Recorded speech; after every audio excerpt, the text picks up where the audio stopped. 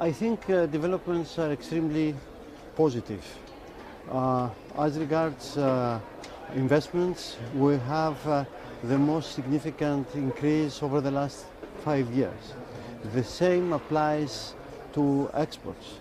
We have a reduction of unemployment from 18% to less than 10%. And as you said, something which is closely linked to what I mentioned, we have positive developments regarding GDP growth. Last year, our GDP growth was 4 times higher than the European average. And this is the basic means we have at our disposal to converge with our European partners, with the European average, in order to overcome the problems we got, the dramatic experience we got during the previous decades. With that experience in mind, what do you say to your European partners around tackling some of the structural issues? Germany itself facing massive structural problems. What do you say about the urgency in terms of getting going? When I visit this building, the IMF building, I always remember the dramatic experience of Greece during the previous decade. And that's why this government, the Mitsotakis government, is determined to continue the same way, combining fiscal prudence on one hand with a business-friendly approach, in order for us not to have similar experience in the future. It's not up to Greece to teach the other partners in the European Union. But as far as we are concerned, we are determined not to forget the added value of fiscal prudence. That's why when the new fiscal rules were adopted in the in the ECOFIN meeting, the meeting of the finance ministers of the European Union, I said that even without these fiscal rules, Greece would be determined to continue the same path, the path of fiscal prudence, because we know that except the surveillance of Brussels, there is the surveillance of markets and the investors. This is what I believe, and I also believe that in Europe we have to address the competitiveness problem of the European Union. We have the Letta report, the Draghi report. They are both of these reports a wake-up call for the European Union, and this is something we have to take seriously into account. You're one of the few nations running a fiscal surplus in Europe, let alone around the world. How sustainable is it, and what sort of messaging do you want to send to other governments on this front, where we've seen so much government spending with excuse after excuse, from the financial crisis through to the pandemic? As far as the European countries are concerned, the EU members are concerned, there are expenditure targets set by the new fiscal rules, so we are obliged to abide by these rules. But as I said, we have our own policy. Having primary surpluses is a cornerstone for us, because this is a message for the markets, for the investors, that our country learned the lessons of the previous decade. And by adopting this approach, we have the basic precondition to attract more investments in our country, to create new jobs. And the fact that we have created 500 million new jobs between 2019 and 2024 is closely linked to our fiscal policy, which has set the foundations for Greece to become a more credible economy. Do you think Western governments have forgotten the rule of using fiscal spending to smooth out the economic cycle and are simply now using fiscal policy trying to appease voters? I mean, the most significant political cost you have to pay is linked to succumbing to populism. You have to resist to populist temptation, because at the end of the day, you, I mean the government, has to pay the bill, and people have to pay the bill.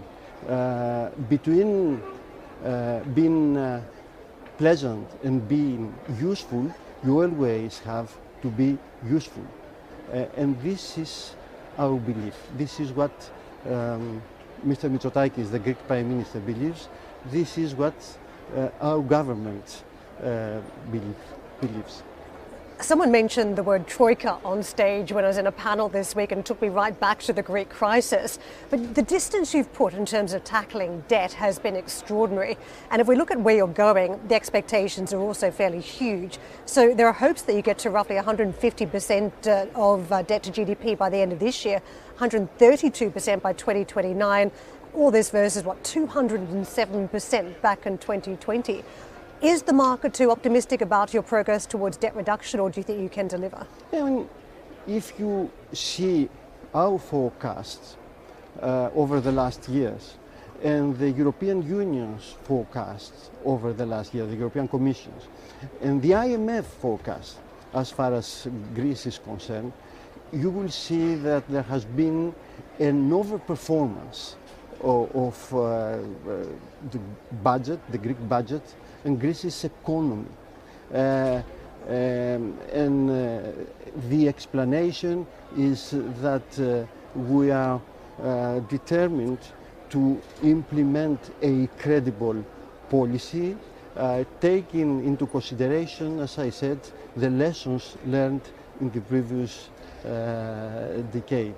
We try to act in a professional manner, and we already see the results of our effort, and we are determined to continue the same way for the very simple reason that this is our patriotic duty, our obligation to the young generation of Greece. Greece is serving up many lessons on reform, but also in the banking system. And I was looking at some consolidation among some of your banks recently, 2 more banks teaming up. But effectively, you went from 60 banks.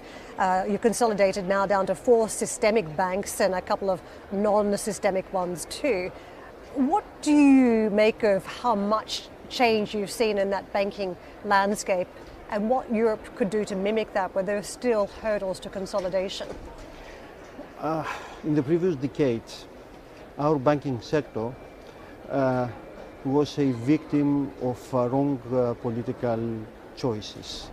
That's why we had recapitalization of our banking sector repeatedly. Now we are at a totally different stage. We have a healthy banking sector, and we recently completed in a way the so-called disinvestment program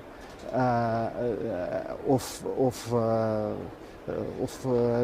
the state as regards the banks, the privatization of the banks, to say that simply.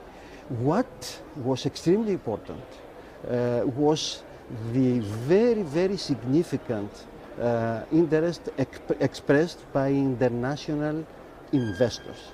This is one additional proof that we are going in the right direction. Of course, with no illusions, we know that we have to continue our efforts. We have to press ahead with all the necessary structural reforms, and now focus from now on will be on investments, how to further increase investments and how to further increase our exports. How do you feel about cross-border consolidation in banks? Would you allow one of your banks to consolidate cross-border in Europe? In Europe, you mean? Yes. I mean, we are in favor of completing the so-called banking union in the European Union. There are some pending issues. The so-called third pillar in the European banking system doesn't depend on Greece, of course, but take into account our experiences of the past, we firmly believe that we need a more efficient European Union. That applies to banks, that applies to the capital market union as well. We believe that an efficient capital market union is needed in order for Europe to become more competitive, in order for the European Union to attract, to keep more capital within Europe. Just finally, let me ask you about trade, because you've got a massive port in Athens. How are you feeling about some of the warnings here around trade fragmentation, particularly as we set up for the US election? Taking into account developments in the global economy over the recent decades, I think that we have to keep a climate of cooperation. Fragmentation is not a solution. Of course, as I said, we are a medium-sized country. We cannot impose our policies to others. But I think it will be to the mutual interest of both the US and the European Union to continue having close cooperation, especially as regards trade. It will be positive for both sides of the Atlantic.